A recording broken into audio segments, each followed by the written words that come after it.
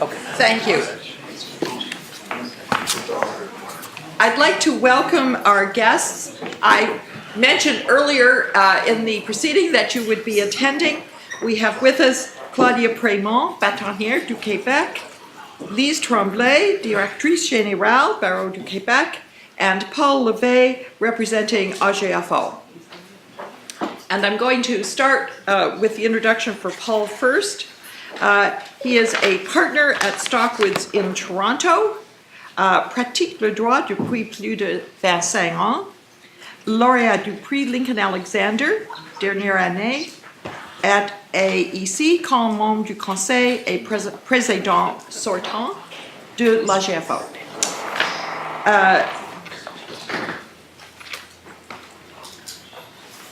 Bâtonnière Prémont is going to address us. And it is a pleasure to have her here today. She has been very active in family law in her practice. Elle a concentré sa pratique sur le droit de la famille, des personnes et des successions. Elle a beaucoup engagé dans l'administration au barreau et dans ses comités. Et elle est bâtonnière pour la région de Québec. Elle a aussi été très active comme formatrice en droit de la famille et comme auteure sur le sujet. I had the opportunity to meet with Maître Prémont and her colleagues in Montreal a few months ago. I thank them very much for their hospitality and their interest. It appeared to me that we have much in common, notwithstanding that we have different legal systems. And I'm delighted that she's able to join us here today to provide some highlights of the Quebec Bar's recent activities. And welcome again also Maître Tremblay. So, je vous souhaite la bienvenue. Merci.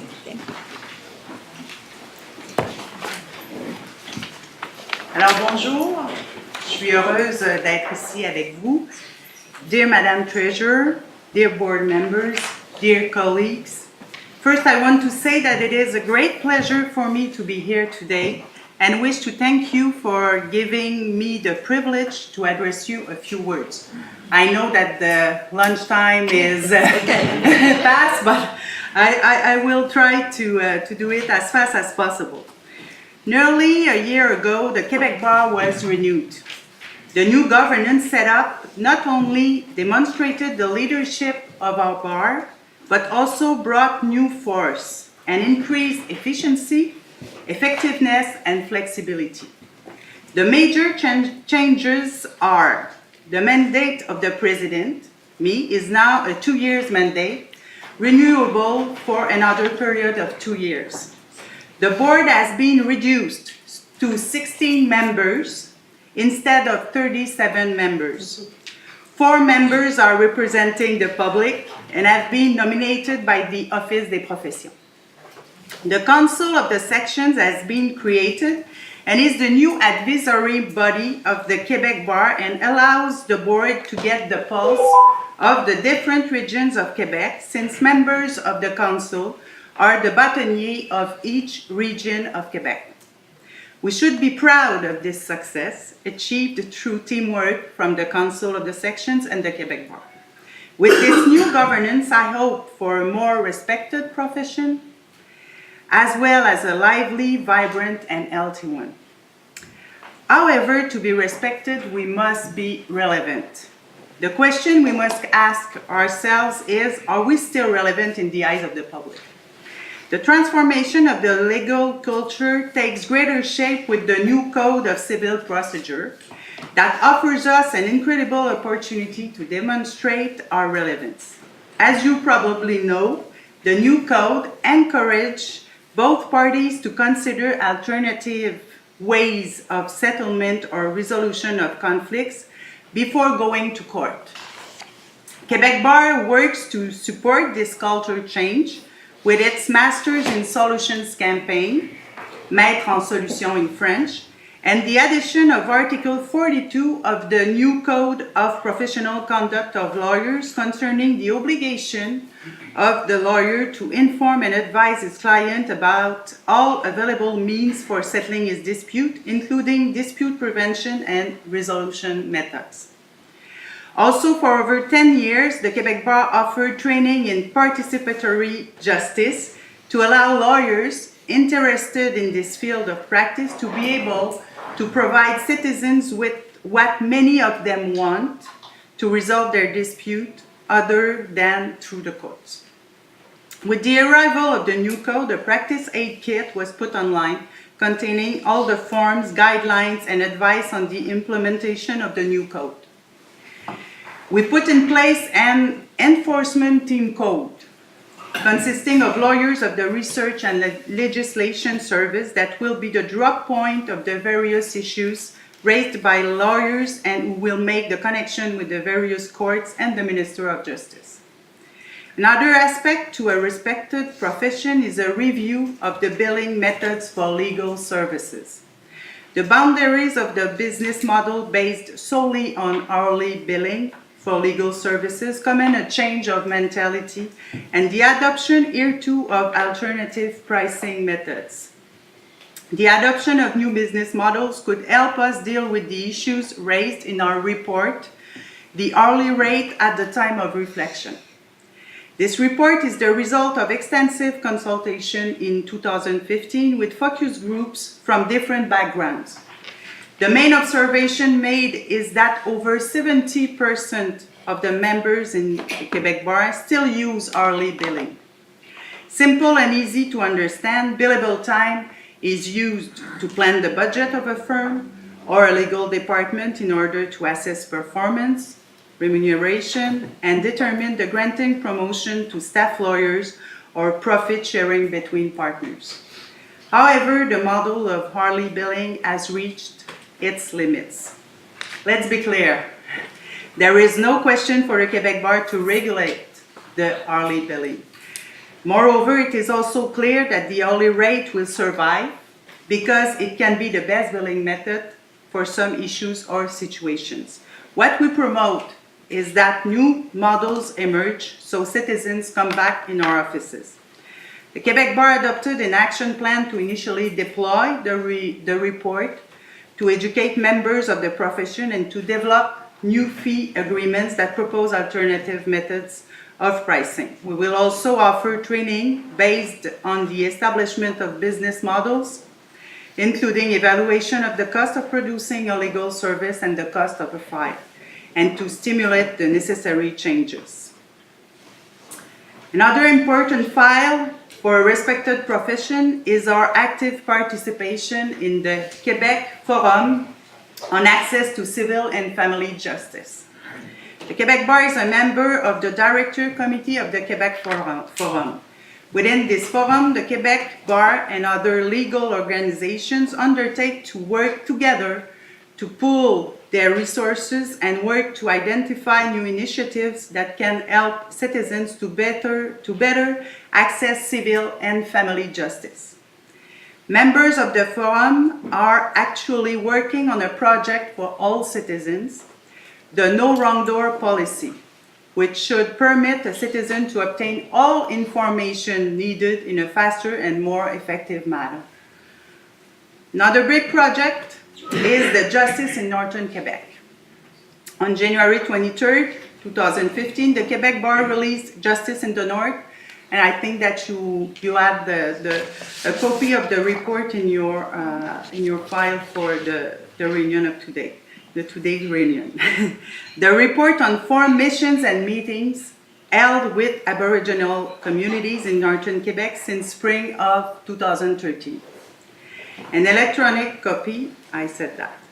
The report submits 12 findings on access and issues related to justice and concrete recommendations to improve the situation that have been seen. These recommendations range from educating elected officials to various problems in the drafting of indictments in 3 languages, through the revision of certain aspects of the hearings in order to adapt to the culture of Aboriginal people. The Quebec Bar also intends to step up efforts to promote a better representation of Aboriginal people in the profession and take steps to make its public protection services in northern Quebec. The report, Justice in the North, highlights the shortage of interpreters, which are nevertheless an essential link to ensure effective justice in the North. Detention facilities and where justice is administered are also denounced by the Quebec Bar. In conclusion, the report underlines that the Quebec Bar renews its commitment to the strong need for dialogue on justice in northern Quebec. Now, to be alive and vibrant, our profession must also renew itself. Youth and members from diverse ethnocultural strains are new and bring a positive spirit to the Quebec Bar. In this regard, we intend to support several initiatives. First, the board adopted a resolution that allows young people with 10 years experience and less to be part of most advisory and statutory committees of the bar. The report on the employment situation among young lawyers, prepared by the Young Bar Association of Montreal, received a favorable reception from the Quebec Bar. All recommendations have been endorsed by the bar. Therefore, the bar is taking concrete steps and is planning further in regard of some recommendations directed to our bar. For example, we'll continue to list data useful to young people, especially data related to articling. We will initiate a serious discussion with all stakeholders regarding quota, and we will encourage young lawyers to establish their practice in regions where needs are more important than the needs in Montreal or Quebec. Moreover, we will launch the Panorama Project on June 9, a project that promotes the integration of ethnocultural lawyers. This project included many law firms, the legal department of several companies, as well as the Quebec Bar as an employer. Finally, to keep our profession healthy, the Member Assistance Program of the Quebec Bar, PAMBA, is an assistance and advisory service available to all members suffering from alcoholism, drug addiction, burnout syndrome, stress, and other mental health problems. PAMBA was thus officially launched on April 1st, 1996. During its first 10 years of activity, PAMBA processed over 2,800 requests for assistance and consultations. To help support our colleagues in difficulty, this year the Quebec Bar proposed that the fee dedicated to PAMBA be increased to $25 per member. It represents a contribution of over $600,000. The Quebec Bar also established a line available to its members, Info Deonto line. The demands are welcomed verbally and dealt with promptly. On the phone, senior lawyers from the trustee's office make our members benefit from a support to the resolution of a question relating to ethics when facing delicate situations. Info Deonto answers 8,000 phone calls for the last year. A lot of other files, we're working on a lot of things, but I know that I don't have 1 hour to talk about that, and I'm sure that you are very happy and pleased that I'm closing now. In closing, I'm proud to say that in the past years, the Quebec Bar has been involved in many great projects and changes. We are confident that we can continue to put our skills and talents to work in order to contribute to our mission while ensuring a future for our profession. Thank you, and I hope hoping to work together in the near future. Thank you very much.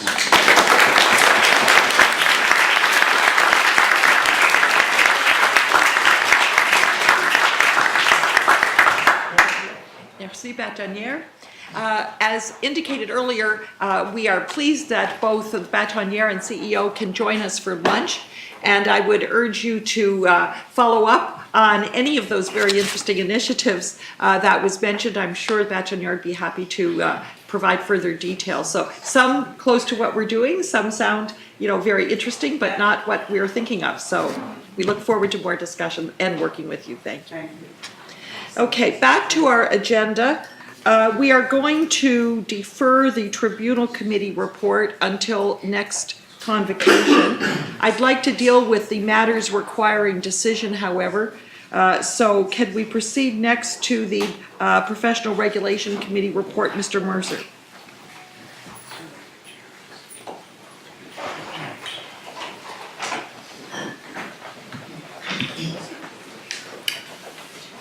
There are 3 proposed rule changes. The first is at tab 4.1 at page 61 of Board Books, I believe. This deals with rules of professional conduct regarding transactions with clients, and perhaps it's worth starting by observing why this rule matters. Ordinarily, lawyers and paralegals don't do transactions with clients. Ordinarily, they provide them with services. But there are circumstances where, as well, transactions take place. And it is important, given the risk of conflicts of interest, given the risks in more serious matters of abuse, that we be clear about how professional conduct applies in this context. So if I can take you to page 67 of Board Books, you have a black line against the current rule, and it's probably useful to start looking at 3.4-28, which is the guts of the current rule. The current rule provides that a lawyer must not enter into a transaction with a client unless the transaction is fair and reasonable to the client consents to the transaction, and the client has independent legal representation with respect to the transaction. You'll be aware that there are a range of possible transactions, and the existing rule effectively requires that there be another lawyer involved in every single transaction involving a client. The substance of 3.4-28 as opposed to the process is not proposed to be changed. The requirement of a fair and reasonable transaction, given it's a transaction with a fiduciary, is maintained. The second is in 28.1. Lawyers are prohibited from borrowing from clients unless the client is a regulated lender or a related person. Borrowing from banks is not particularly problematic from a legal ethics perspective. Borrowing from related persons may be appropriate as long as the list of related persons is not large. And one of the things we've done in the committee is work to narrow the list to a reasonable, narrow group, as you'll see in the definitions of who a regulated person is for the purpose of this borrowing provision. 28.2 is a general prohibition adopted from the Federation commentary, saying that lawyers can't do indirectly what lawyers are prohibited from doing directly. And sometimes lawyers are clever.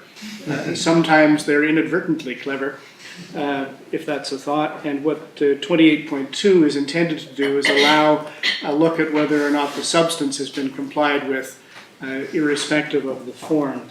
And commentary is given with respect to that. But we also recognize that we can't be regulating lawyers in respect of things that lawyers aren't doing, in respect of that which they're not involved. And so the commentary makes clear that if the lawyer is genuinely uninvolved, even though it is through a related person or similar mechanism, that is not a breach of the can't do indirectly what you can't do directly rule. Dash 29 is a rule which we've spent a lot of time trying to get right, and these are difficult rules to get right. They may not be all that interesting, but they've taken many meetings to work through. What Dash 29 does is deal with the process that has to be followed for permitted transactions. And the rule provides first for disclosure of any conflicting interests or how conflicting interests may develop later. That's important where a fiduciary is dealing in a transaction with a beneficiary. Sub B then distinguishes different circumstances where independent legal representation is required and independent legal advice is required or is required to be recommended. And I said at the outset that we have a very strict regime now where independent legal representation is required for each and every transaction. What we've done instead now is to set out on a risk-based analysis when ILR is required, when ILA is required, and when ILA is to be recommended. Sub C then says after that process, consent has to be obtained.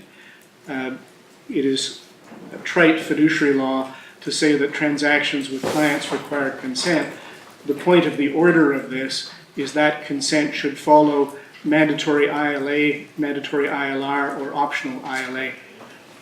So that's the guts of it. The only other thing I bring to your attention, and I'm hopeful no one cares, is that the title of 3.4-37 is changed from testamentary instruments and gifts to gifts and testamentary instruments. I expect a debate will follow, and I fear it. The intent, obviously, is to recognize that there can be gifts that don't happen in wills. Okay, thank you very much, Mr. Mercer. Are there any questions or comments in the room? The conference is no longer in lecture mode. Any questions or comments from the phone? Not, I'm calling the vote. All in favor? Sorry, I'm just reminded, is there not a seconder for this If there motion? isn't, it's Ms. Richer. Yeah. So, thank you. Sorry, I gotta ask for you to vote again, sorry. All in favor? Okay, any opposed? Any opposed on the phone? Okay, motion carried. Tab 4.2 is an amendment to the duty to report. Why does the duty to report matter? It matters because mostly we learn about issues of alleged misconduct through complaints, through reporting. The duty to report rule is fundamentally important because it places on all lawyers the obligation to report in certain circumstances as opposed to the option. The opening paragraph, and you can find the black line at page 86, the opening paragraph of 7.1-3 simply flips the order of the introductory language and is not of consequence. At the top of page 87, you see the guts of the change, and there are two changes. The current rule requires reporting where, and I quote, the mental instability of a licensee is of such a serious nature that the licensee's clients are likely to be materially prejudiced. The concept of mental instability, the use of that language is objectionable, and so what the Federation has proposed and the committee considers appropriate is that we refer instead to conduct that raises a substantial question as to another licensee's honesty, trustworthiness, or competency, and then in sub E, conduct that raises a substantial question about the licensee's capacity to provide professional services. And so rather than speaking of mental instability in pejorative terms, we should talk about it is proposed capacity, which is the issue addressed under the Law Society Act. So sub D has been in the Federation rules for some time. We didn't include it when we did the first go-round under the model code. In retrospect, none of the committee could remember why we didn't, and none of us thought it was the right conclusion. And so we proposed to include conduct that raises a substantial question as to honesty, trustworthiness, or competency. If those are substantial questions as to those matters, given our largely currently reactive system, it's important that that be learned of by the Law Society. And so Ms. Richer seconds the motion which I make. Okay, thank you. Question, Mr. Anand? I just have a quick question about F. I'm looking at page 87, 7.1-3 sub F. And I'm sorry, I meant to speak to Mr. Mercer before the convocation about this. On its own, if you leave out A to D, it says unless to do so would be unlawful or would involve a breach of solicitor-client privilege, a lawyer shall report to the Law Society any situation where a licensee's clients are likely to be severely prejudiced. It doesn't even relate to the conduct of a licensee. And I suspect, given that the other paragraphs speak to a licensee's conduct, it should say something like conduct that is likely to severely prejudice a licensee's clients. I'm always content when objection is taken to something we haven't proposed to change. That's the existing rule, and it may be worthwhile to take that back and consider the point, but it's not something we've considered. I'm sorry, I just wanted to say, I mean, severe prejudice, I mean, the clients could be severely prejudiced by losing a case. The point is well taken. It may be not straightforward. In any event, I'm certainly content to note the point and to add it to the agenda of issues to be considered. Okay, thank you very much. Any other questions or comments in the room? Mr. Wright, could you be brief, please? Yes. This isn't strictly speaking before us, but on page 92, under informing client of error or omission, it says that the lawyer shall promptly inform the client and so on. I know I'm coming back to it. It then goes on to say the lawyer has a contractual obligation to report to the lawyer's insurer. So Law Pro maintains solicitor-client privilege in those circumstances. Therefore, why is it not consistent under the rules? Unless to do so would be unlawful or would invoke or breach of solicitor-client privilege, a lawyer shall report to the Law Society A, B, C, D, E, and F. Shouldn't our members be required to report to the Law Society? And the Law Society, like Law Pro, will maintain the solicitor-client privilege. If a lawyer has knowledge that there is misappropriation, abandonment, etc., shouldn't the Law Society be notified? Mr. Mercer. It's an interesting question. If one is reporting oneself, there's no difficulty with privilege. If one is reporting the conduct of another licensee who has another client, there may be issues about breach of your obligation of confidentiality and your client's privilege in that context. And it's not clear that a complaint to the Law Society in respect of another licensee's conduct maintains the privilege as between you and your client. So you may be right, you may not be right, depending on the circumstances. It's an example of how privilege is tricky around reporting. It's something the committee should look at, I think. Yeah, and I can say that one of the things that we are looking at as a working group and hope to report soon is with respect to disclosure and the very issue of protecting privilege in the complaints process. It's an important issue that you raise, and how privilege gets protected in the complaints process is complicated and should be considered. Thank you. Any other questions or comments in the room?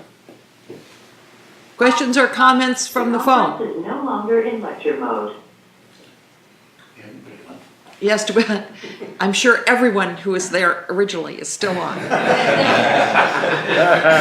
Oh, you're ever optimistic. Okay, hearing no questions or comments on the phone, I'm going to call the vote. All those in favor? Okay, any against? Okay, motion carried. Thank you very much.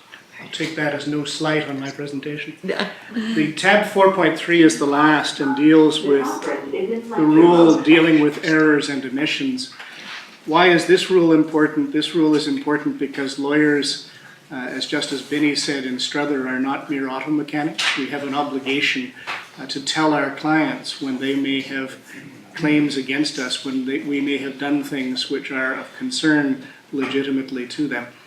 And so our ethical rules, which you'll see the black line at page 92, first of all, under 7.8-1, which is not proposed to be changed in the body, require us to notify our clients where there has been an error or omission, being careful, of course, not to compromise insurance coverage.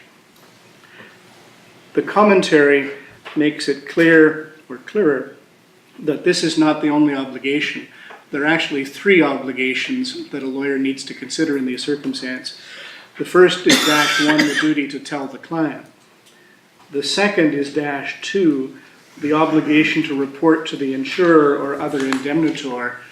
And you might ask, why is that reporting obligation to one's own insurer in the rules? And the answer is because it's important that coverage be maintained for the benefit of the client, not just for the benefit of the lawyer. We have mandatory insurance because we think it matters in the public interest.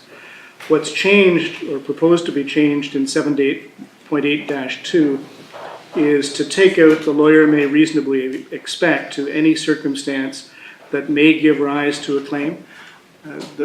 The logic of this is that there shouldn't be a lot of wiggle room around reporting. There's no practical downside to reporting a potential claim to one's insurer, and some lawyers are diffident about reporting, and they shouldn't be diffident, and it's a bad thing for them to have much wiggle room. The commentary is proposed to be changed as well to make clear that there is a third relevant obligation, and that is the contractual obligation between the lawyer and the lawyer's insurer or excess insurer, which also requires a report in circumstances that could give rise to a claim. The lawyer is reminded that it's in the lawyer's own interest to maintain coverage by reporting as a salutary caution, but the ethical rules, the conduct rules, are to tell the client and to tell the insurer so that the client has the benefit of insurance. Ms. Richer, seconds. Okay, questions or comments in the room? The conference is no longer in lecture mode. I want to report a discussion with Mr. Troyster, which is in the unusual context for me, but not for him, of a situation where there is title insurance. And there's an interesting question whether or not where a client has title insurance and a lawyer has made an error or omission, is there an obligation under the rule and contractually to report to LawPro? Mr. Troyster assures me that LawPro doesn't care. LawPro indicates that they want to know. Somewhere between those two thoughts, I'm sure. Well, perhaps you could report on that next time. And I'm simply reassuring for the benefit of Mr. Troyster that we will do just that we take the issue away and address it. Thank you. Any questions or comments from those on the phone? No. There is someone on the phone. Thank you. Okay, going to call the vote. All those in favor? Any opposed? Any opposed on the phone? Okay, motion carried. Thank you. Okay. I was just going to point out that in lecture mode. we have included with the Professional Regulation Committee report its division quarterly report. I'm not going to ask Mr. Mercer to deal with that today. If there's any questions on that, they could be addressed next day, I'm sure. Yes, thank you. Thank you.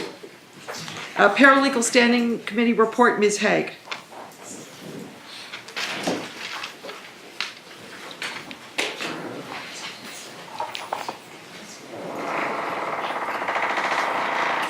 Thank you, Treasurer. So we are at tab 5.1, page 136 in your board books. The Paralegal Standing Committee has one item for decision, and the motion is that Convocation approve the amendments to the Paralegal Rules of Conduct set out at tabs 5.11, 5.13, and 5.14. These amendments correspond to the amendments to the lawyer's rules that Convocation has just approved. The changes arise from the work of the Federation of Law Societies on the Model Code of Professional Conduct, which has led to a review of a number of provisions of the rules governing both lawyers and paralegals. Convocation has approved the principle that rules for lawyers and paralegals should be consistent where possible. The proposed wording for the rule on transactions with clients is shown at page 138 of board books, and this is a redraft designed to be clearer and more consistent. The new title is regarded as more descriptive than doing business with the client. The proposed wording for the rule on duty to report to the law society is at page 143 of board books, and this includes wording regarding as more sensitive to persons with mental health issues. And we also have taken note, Mr. Ananda, of your comments, and we'll also consider the wording in that rule. The proposed wording for the rule of errors and omissions insurance is shown on page 144 of board books, and this amendment will strengthen the obligation to report a possible claim. The motion is moved by myself and seconded by Ms. McGrath. Okay, thank you. Questions or comments? Mr. Wright? Will your committee also look at this issue about breaching confidentiality? It seems to be a lacuna in our regulatory process that we should close. What happens between the Professional Regulation Committee and the Paralegal Standing Committee, we try to tackle these items at the same time. So if it's being addressed with the lawyers, we will be addressing with the paralegals at the same time. Excellent. Thank you. The conference is no longer in lecture mode. Any questions or comments from the phone? No. Thank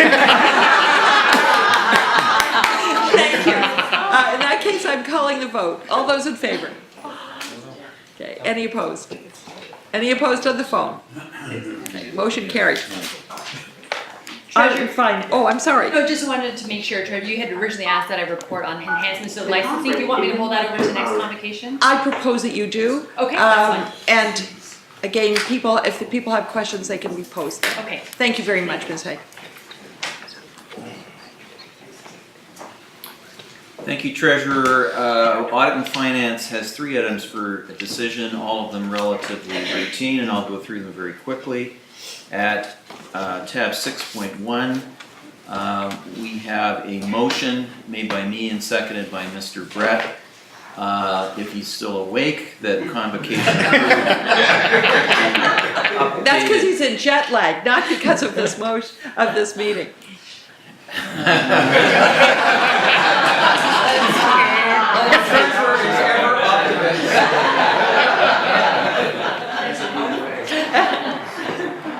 So the motion is that Convocation approve the updated investment policy. If you look at the text, you'll see in paragraph 13 of the materials at page 151 that it's a mere housekeeping amendment, and the investment policy follows. So unless there are any questions, I simply propose that we deal with this quickly. Seconded by Mr. Brett. Mr. Brett. Okay, all in favor?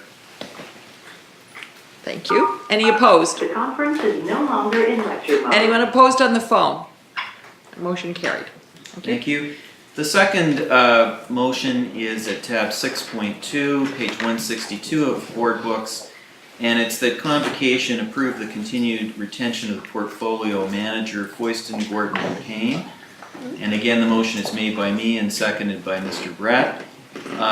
You'll see that the background is that Foyston has been our portfolio manager since 2003.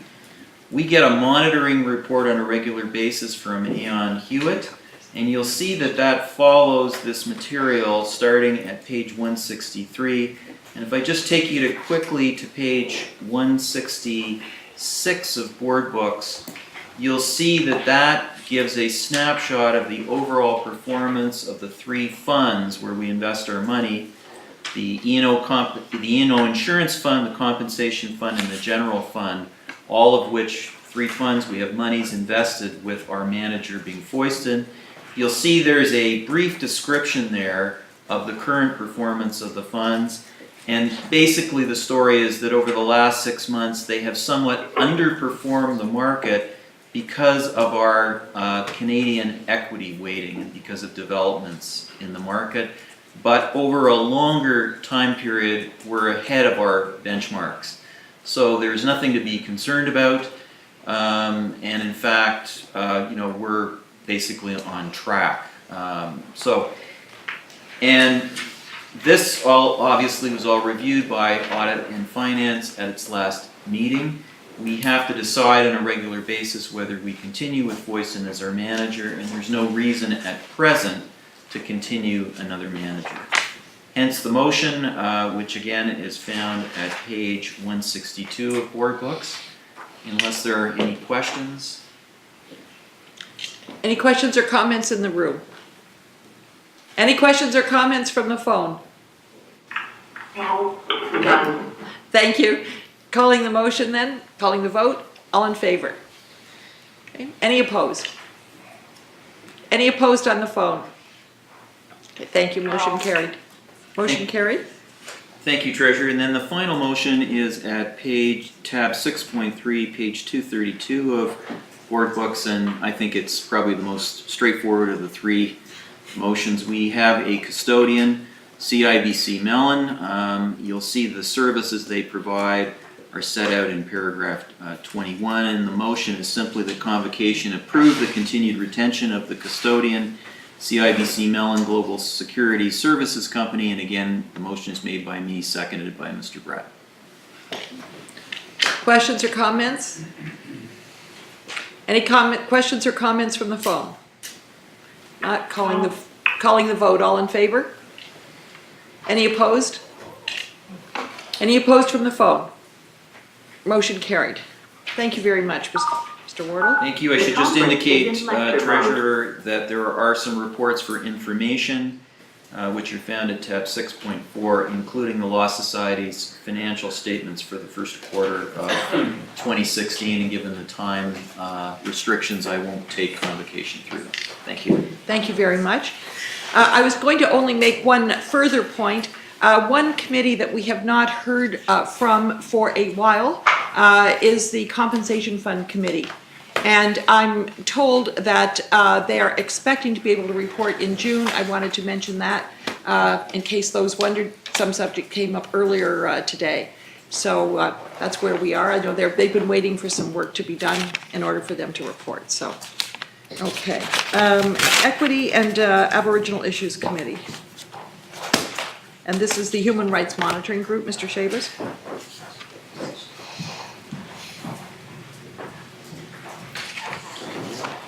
Thank you, Treasurer. Very quickly, there are two interventions. They're at tab 7, board books. They both deal with lawyers involved in representing people who are suffering from being forced evictions from their homes. One deals with an Indonesian lawyer named Aldo Januardi, who was beaten when he attended at the scene of an eviction to try to persuade the police to await a court decision. And we join other groups that have spoken out about his treatment. The other one is Ni Yu Lan, who is a Chinese lawyer that we have spoken out about previously. Again, prominent in representing people who are being evicted from their homes, jailed several times, beaten many years ago, and is now in a wheelchair. She was recently placed under house arrest and a travel ban because that radical organization, the State Department of the United States of America, wanted to give her the International Woman of Courage Award, and the Chinese don't seem to want to let her go. I also note that Canadian diplomats and others have recently tried to see her and have been prevented from doing so. The proposed interventions are at 7.2.1 and 7.2.2, moved by me, seconded today by Mr. Cooper. Okay. Any questions or comments from the room? The conference is no longer in lecture mode. Questions or comments from the phone? Okay, going to call the vote. All in favor? Any opposed? Any opposed on the phone? Okay, motion carried. Thank you, Mr. Shabas. The next The conference is in lecture mode. item, as I noted, the Tribunal Committee report will be deferred till June.